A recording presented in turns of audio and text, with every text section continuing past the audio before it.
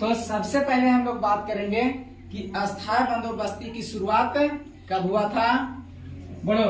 1793 को। अस्थायी बंदोबस्ती का शुरुआत जो हुआ था 1793 ईस्वी को हुआ था। क्लियर है। अस्थायी बंदोबस्ती को जागीरदारी व्यवस्था भी कहते हैं। कौन व्यवस्था कहते हैं? जागीरदारी व्यवस्था। अस्थायी बंदोबस्ती को हम लोग जागीरदारी व्यवस्था भी कहते हैं। और सबसे पहले अस्थायी बंदोबस्ती जो लागू किया गया था वो बंगाल में किया गया था। कहाँ किया गया था? बंगाल में।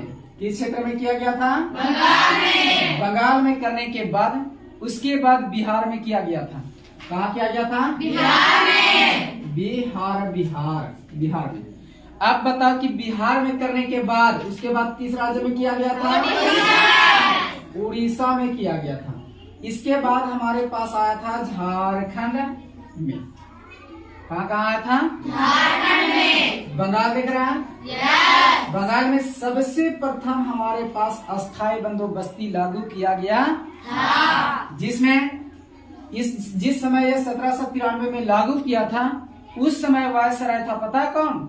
Lord Cornwallis. क्या नाम था उसका? Lord Cornwallis. यही वायसराय थे जिस समय अस्थायी बंदोबस्ती की शुरुआत किया गया था। उसी समय के हमारे पास क्या थे? वायसराय थे।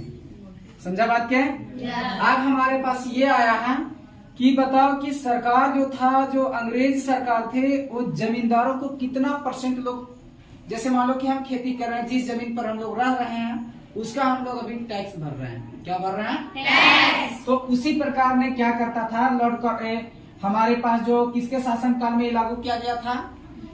बोलो। क्या नाम था उसको? क्या नाम था?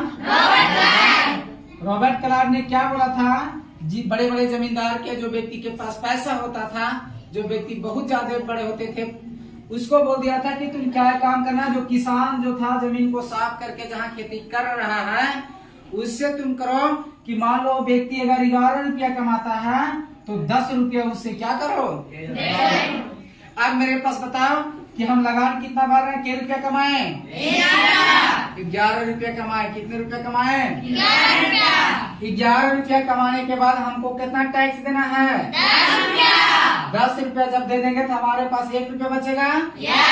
1 ही रुपया में अपने को देखना है, अपने बच्चों को देख रेख करना है, उसी में ट्रीटमेंट कराना है, मात्र 1 ही रुपया में। संभव है? नहीं। तो ये